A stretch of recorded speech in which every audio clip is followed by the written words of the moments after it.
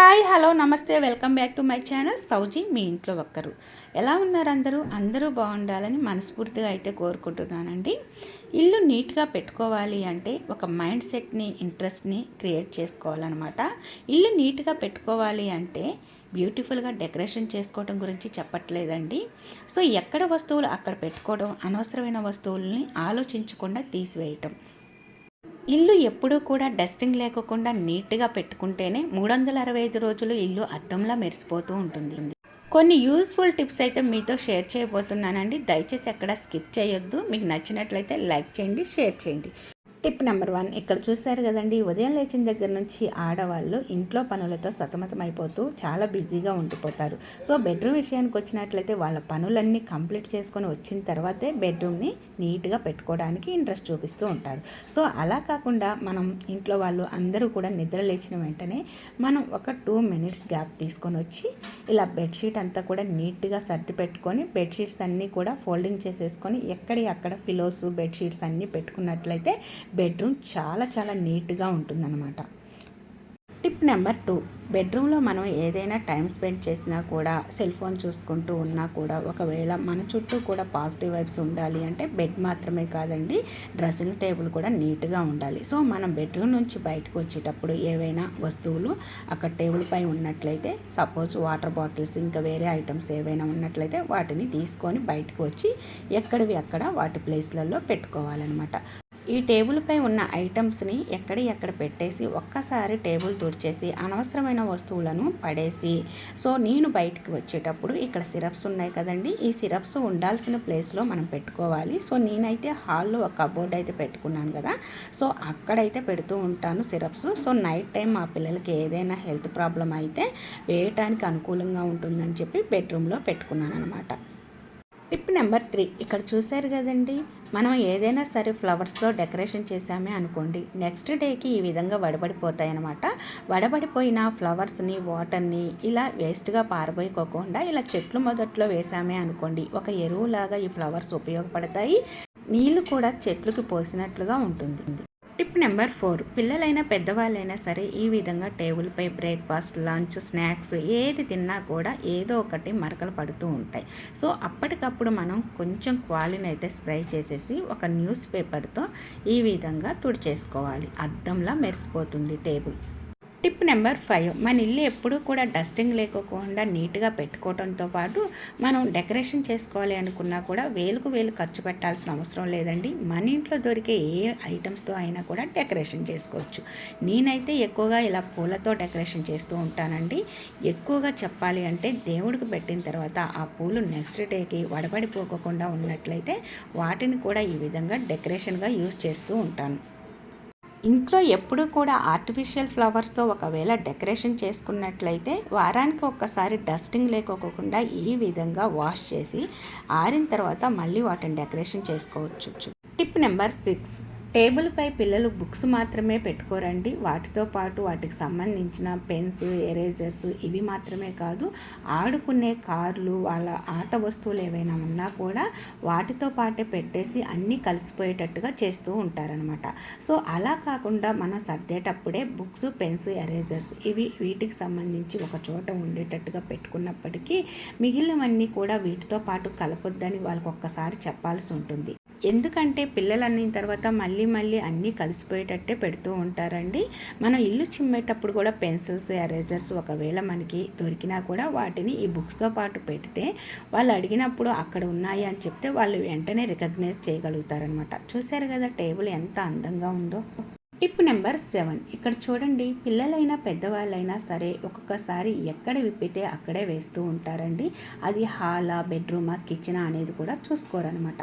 So అలా వేయొద్దు అని చెప్పేసి ఇలా శిలలకున్న బట్టలు కూడా మనం తీసేసి అప్పటికప్పుడు ఈ విధంగా లాండ్రీ బాస్కెట్ ఒకటి పెట్టుకొని అందులో వేసేసుకుంటే ఇల్లు చాలా నీట్గా ఉంటుంది.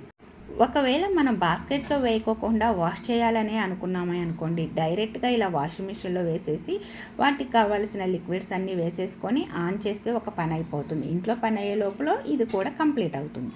టిప్ నెంబర్ 8, ఎక్కువగా పెద్దవాళ్ళు ఇలా డోర్స్పై టవల్స్, వేరే ఐటమ్స్ ఏవైనా వేస్తూ ఉంటారనమాట. అలా వేయకోకుండా ఎప్పటికప్పుడు నీట్గా ఉండేటట్టుగా చూసుకోవాలి. టిప్ నెంబర్ 9, ఇదైతే మా కిచెన్ అనమాట. తడిగా ఉన్న గిన్నెలు డ్రై అవ్వటం కోసం ఈ విధంగా పెట్టానండి. సో పిల్లలకు సంబంధించిన స్నాక్స్ బాక్సులు, స్నాక్స్ సంబంధించినవి ఏవైనా ఉన్నాయి అంటే వాటిని అప్పటికప్పుడు వాళ్ళకి పెట్టేసిన తర్వాత నీట్గా సర్దేసుకోవాలన్నమాట. పనికిరావు అనుకున్న వాటిని పడేసుకోవాలండి. సో నేను ఇక్కడ స్టీల్ డబ్బాలు, బాక్సుల్లో ఎక్కువగా గ్రాసరీ అయితే పెట్టానండి. సో నార్మల్గా యూజ్ చేసే గ్రాసరీకి సంబంధించినవి అయితే ఇటు పక్క అరమరలో పెట్టుకుంటాను. సో ఏదైనా స్టీల్ డబ్బాలో నేను గ్రాసరీ పెట్టిన ఇక్కడ ఉన్న డబ్బాలతో పాటే పెడుతూ ఉంటానండి. అప్పుడే నాకు గుర్తుంటుందన్నమాట. సో ఎక్కడ వస్తువులు అక్కడ సర్దేసుకోవాలండి డ్రై అయిన వెంటనే.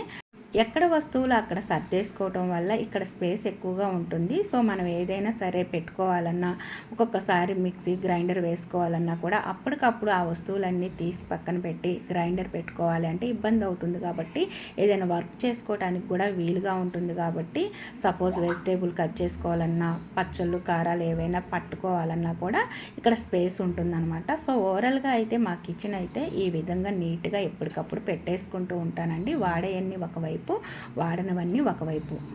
టిప్ నెంబర్ 10, ఇక్కడ చూశారు కదండి, పిల్లలకి ప్లేస్ ఎక్కడ దొరకనట్లుగా టీవీ దగ్గరే ఆడుతూ ఉంటారు. టీవీ పక్కనే పెడుతూ ఉంటారండి. ఆ ఏరియా అంతా నీట్గా పెట్టుకోవడం కోసం మనం వాటిని తీసేసి ఎప్పటికప్పుడు టీవీ ఏరియా నీట్గా క్లీన్ చేసుకుంటూ ఉంటాం. పిల్లలకి ప్లేస్ ఎక్కడా దొరకదన్నట్లు, ముఖ్యంగా మావాడైతే కారు అవి ఇవి అన్ని వస్తువులు తీసుకొచ్చి ఈ విధంగా టీవీ పైనే ఆడుతూ ఉంటాడనమాట. టీవీ దగ్గర ఐటమ్స్ పెట్టడం కానీ ఆడుకోవడం కానీ చేయొద్దు. ఒకవేళ మీరు తీసిన వస్తువులు ఆడుకున్నా కూడా కింద ఆడుకోండి. ఆడుకున్న వస్తువుల్ని ఎక్కడైతే తీశారో అక్కడే పెట్టేసుకోండి అని వాళ్ళకి చెప్పినట్లయితే కొంతవరకు మనకి శ్రమ అయితే ఉండదు. టిప్ నెంబర్ 11, ఇక్కడ చూశారు కదండి, పిల్లల క్యారేజీ బాక్సులు మనం నీట్గా కడిగిన తర్వాత వాటిని ఇలా ఒక గిన్నెలో పెట్టేసుకోవాలండి. సో డ్రై అయిపోతూ ఉంటాయి. అదేవిధంగా వాళ్ళు లంచ్ బాక్స్ ప్రిపేర్ చేసేటప్పుడు ప్లేట్లు ఎక్కడున్నాయి, గిన్నెలు ఎక్కడున్నాయి, స్పూన్లు ఎక్కడున్నాయి అని వెతుక్కోవాల్సిన అవసరం లేకపోకుండా అన్నీ ఒకే చోట ఉంటాయి, నీట్గా ఉంటాయి, మనకి ఈజీ అవుతుంది. టిప్ నెంబర్ 12, కిచెన్లో కౌంటర్ టాప్, స్టవ్ మీద మనం వంట చేసేటప్పుడు అన్ని వస్తువులు ఇక్కడే పెట్టుకోవటం వల్ల అంతా కూడా గజిబిజిగా ఉంటుంది. వంట కంప్లీట్ అయిపోయిన తర్వాత కూడా ఈ విధంగానే ఉంచినట్లయితే అస్సలు బాగోదు. కాబట్టి ఏవి అవసరమో అవి ఉంచేసి అనవసరమైన వాటిని తీసి వాటి ప్లేస్లో పెట్టేసుకోవాలి. ఈ విధంగా లాస్ట్లో కౌంటర్ టాప్, స్టవ్ ఒక్కసారి తుడిచేసుకున్నట్లయితే చాలా చాలా నీట్గా ఉంటుందన్నమాట. చూశారు కదా. టిప్ నెంబర్ 13, వంట కంప్లీట్ అయిపోగానే సింకులో గిన్నెలన్నీ నిండిపోయే వరకు ఉంచుకోకుండా ఎప్పటి గిన్నెలు అప్పుడు కడిగి పెట్టుకోవటం వల్ల మనకి ఎప్పుడు కావాలంటే అప్పుడు కావాలనుకున్న గిన్నె అయితే దొరుకుతుంది. సో అదేవిధంగా ఎప్పుడు కూడా సింకు బ్యాడ్ స్మెల్ లేకుండా నీట్గా అయితే ఉంటుంది.